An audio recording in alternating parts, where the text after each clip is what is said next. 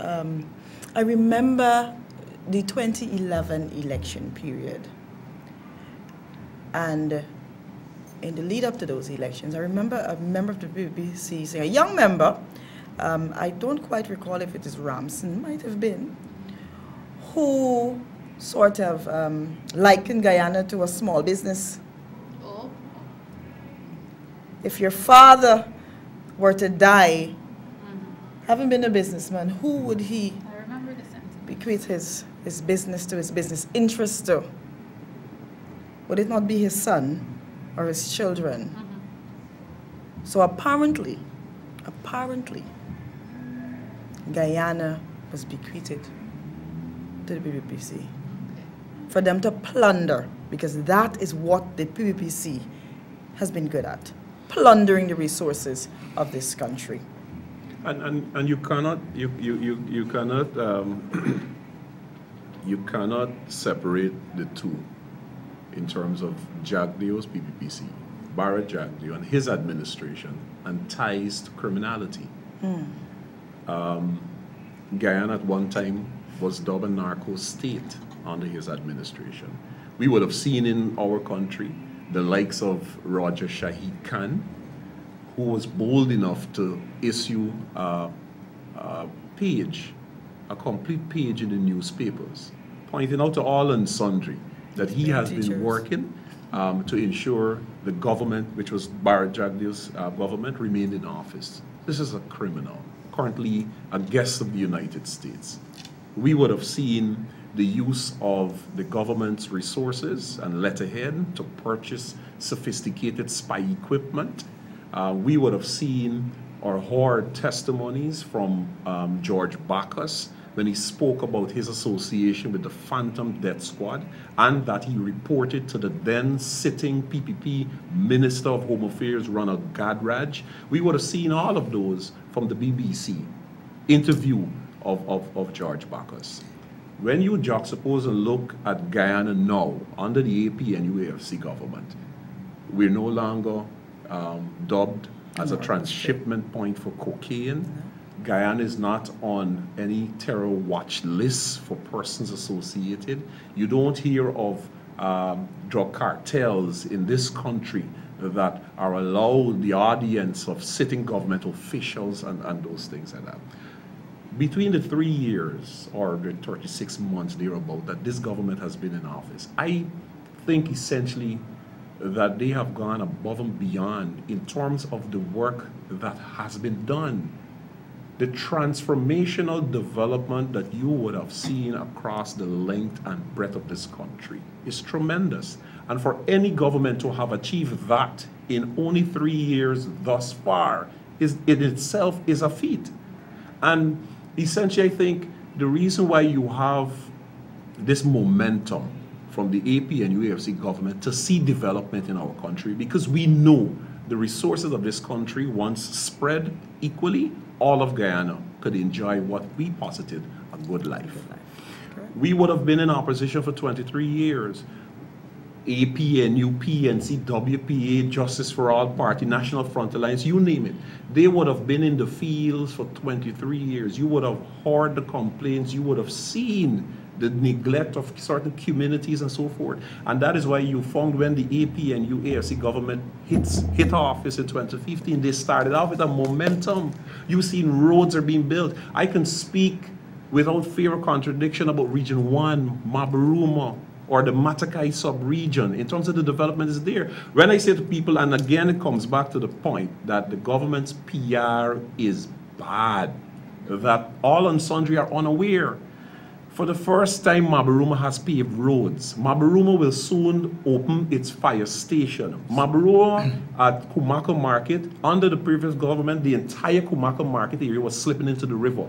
This government has built a revetment.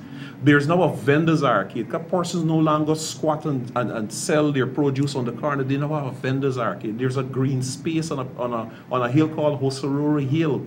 Over at Port Kaituma, for the first time, paved roads are being built. You have the manganese company that restarted operation under this government, that within the Matakai sub-region and Mabaruma, they have to find 500 people for jobs. And amazingly enough, there is not that amount of people living there. Exactly. So people as far as Morocco are taking up those jobs with the manganese company. Development. The solar farm. The solar farm. Because under the previous... one of the things in terms of the PPPC's administration, one of the funny things, a solar farm being built by this administration, and the PPP going into the region and informing the people that, you see, this is Jack, you'll build this to you. That is, in fact, that is what that's where happened. it comes back to our PR indeed. Exactly. Because, you know, they should not have been able to have room to go ahead and do that. Yeah. Like for the last local government election, as Ryan mentioned, that is exactly what happened. They were able to use government's resources against the government. They were bold and brazen enough to stand on a platform and say to the people in Mabaruma and Matakai sub-region, you see the road that is being built is money what we left back. You see the solar farmers put it down is we. That's what they were doing. Yeah. But you touched on a very important point, and it was echoed before. They were able to use resources of the government, which spoke to something, you know, very early, or 2015, 2016, they got on the television and they spoke about witch hunting. Yeah. And they created a panic in our society and gave the impression that this government went in to clean up shop. Everybody that served under the previous administration, whether there was no due process, you didn't find out who they be or whatever it is, they'll just go home. So these individuals are still in the system. Correct. Undermining. Supporters of the People's Progressive Party Civic. That's right. So I'm still to see the evidence of this witch hunting that they spoke about. That's right.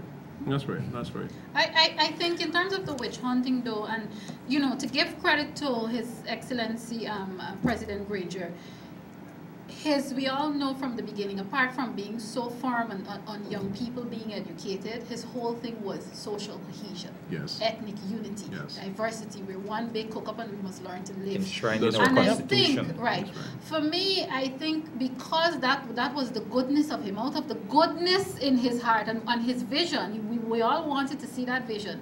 Some of the people working for him and under him, if you want to put it like that, decided, well, look, this is the president's vision, so we have to embrace all. But at the same time you're doing that, you're also embracing the enemy. Because the problem that we're having now is that you don't know who is who. I'm not saying go in there and just say, oh, Thandi, go home, Chris, go home. Oh, you don't want to be a Clement Rohi. Good, exactly.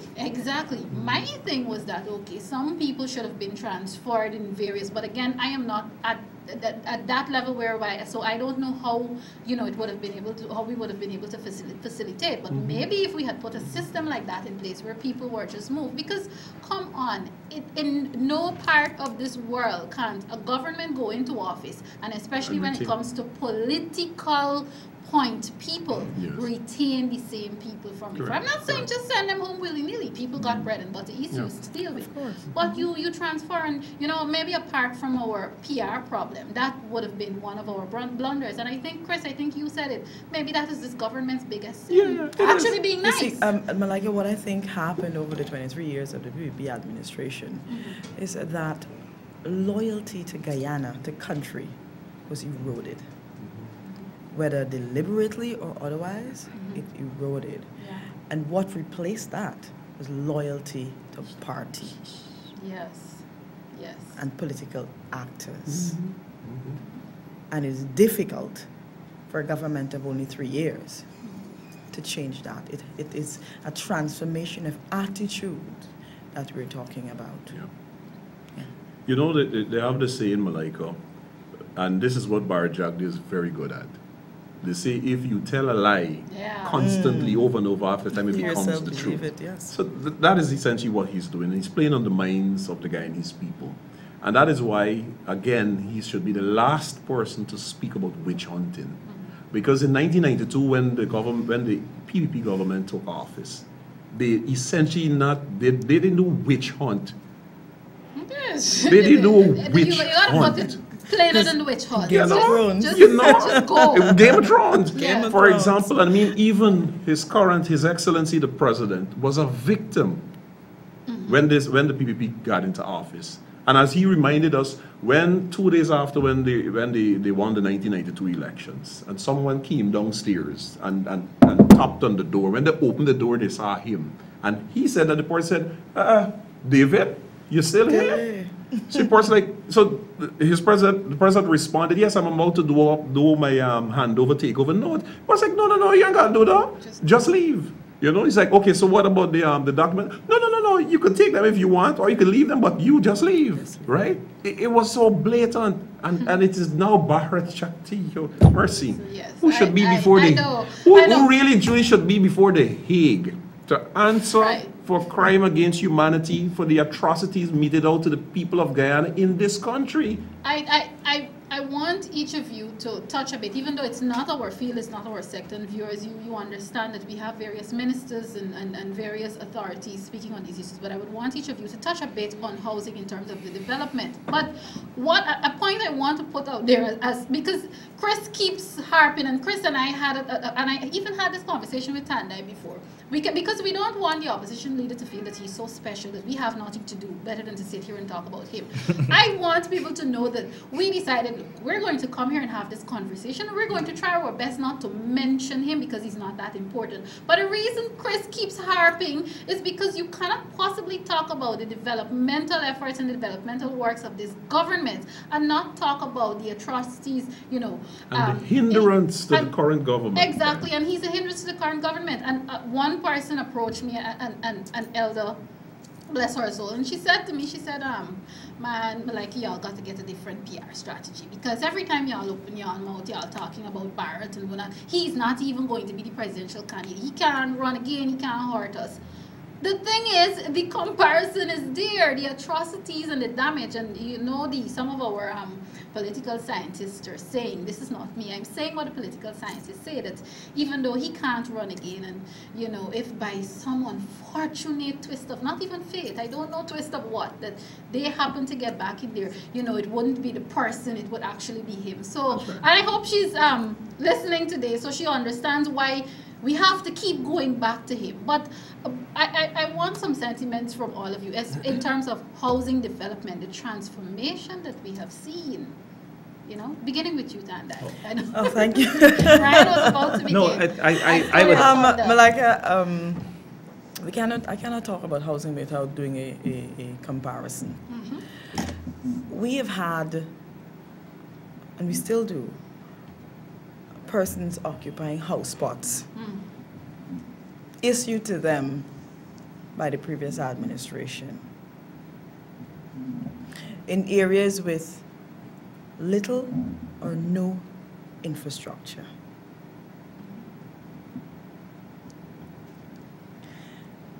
And I can tell you this, that this administration's affordable housing project is different. His Excellency promised a good life.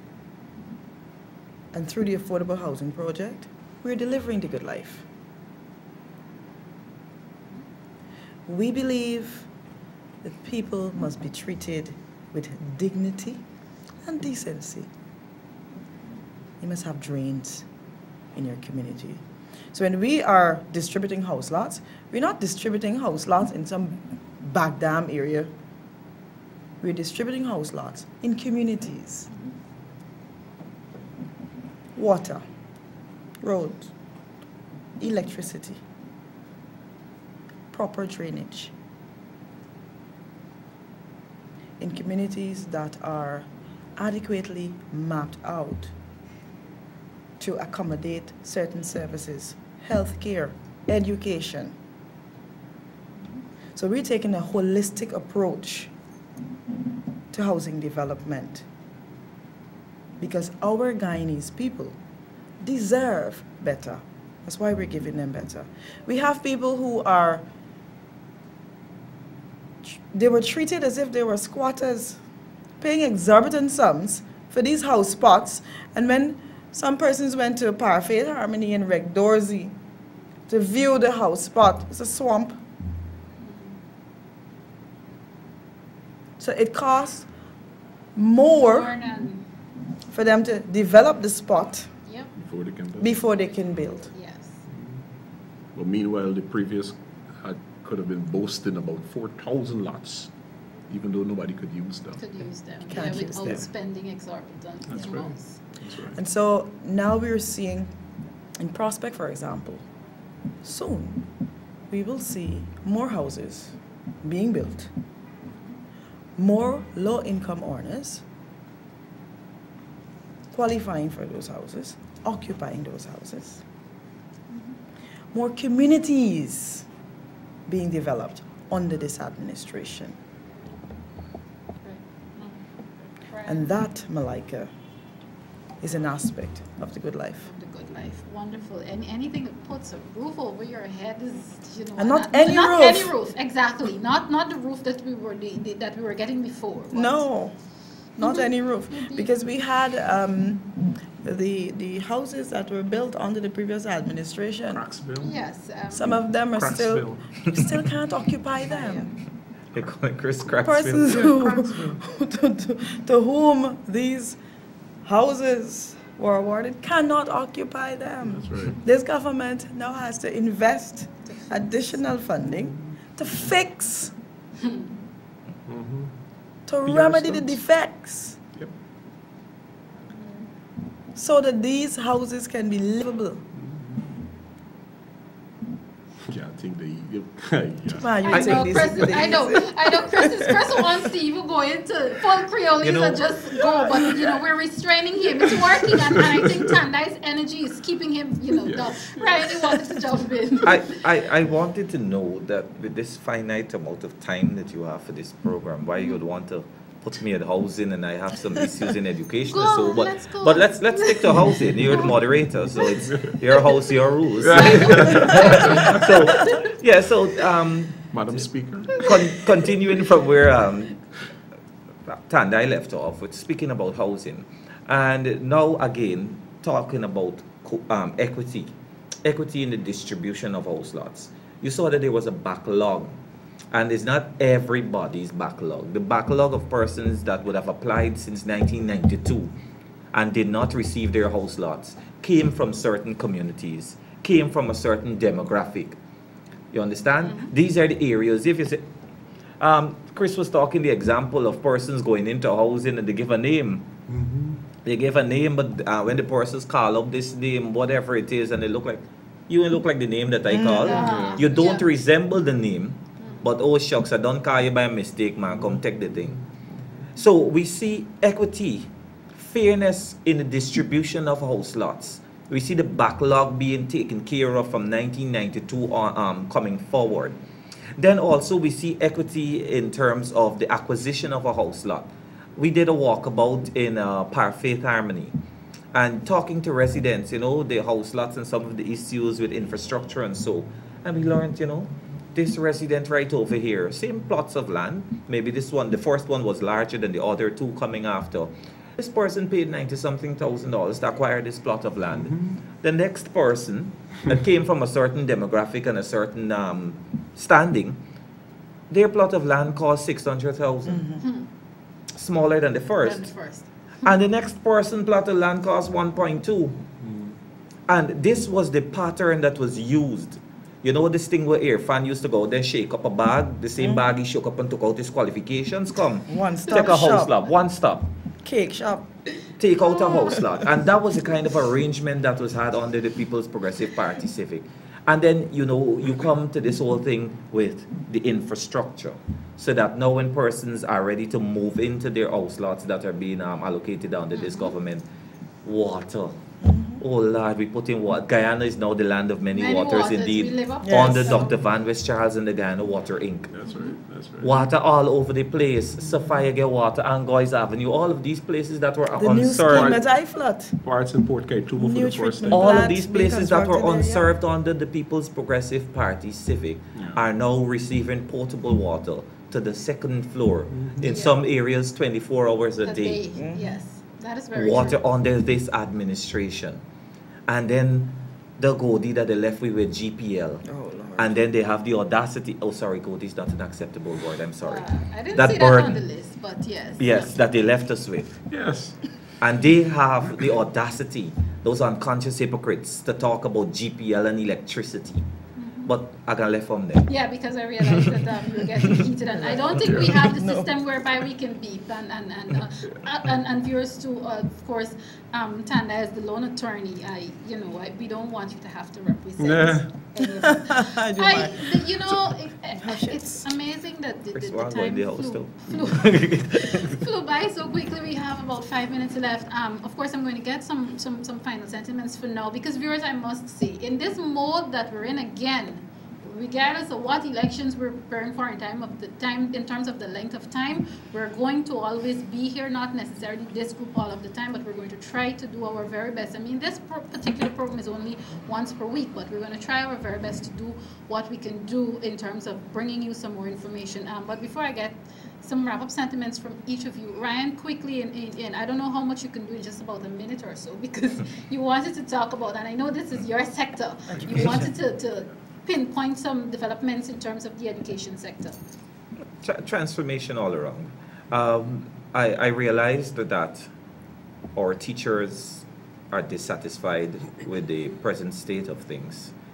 Teachers can proudly say now in 2019, they have finally received their debunching monies. This is a discussion and negotiation that started sometime in 2013 with the Guyana Teachers Union, or sometime before then. Guyana Teachers Union and the then administration with Priya Manik-Chan as the minister. Teachers have received their debunching monies, and there's so many other things that can be done. Yes, they're still not paid well enough, and that needs to be addressed. I would love to see the day that a teacher's salary is comparable to a doctor or a lawyer, and so that I can return to the profession comfortably and aid in the molding of the nation's children. Teachers are still not being paid enough, but there's so much that has been done under the education sector.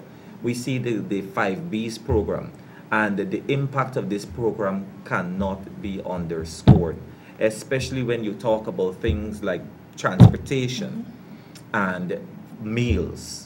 I know transportation and meals is started B, but we know the equivalent, the buses and the boats, and the little bread, or sorry, breakfast. Breakfast. But this is important, because I can tell you, sitting as a classroom teacher and you see children, by the time they get to school at 10 o'clock, because they have to walk from subway so far away, and then when they come, they cannot focus because they're hungry. And tired. They're hungry. Yeah. They have the same capacity. They can do just as well as the students in some of the other communities and some of the fancy schools and so, but because of the disadvantages that were meted out to them under the previous administration, then they were not able to meet to their optimum level of performance. So we see a lot of transformation in education, and I think maybe we could probably continue this conversation, because it's something that I would not do it justice by just glazing over. All right, with just a few minutes left.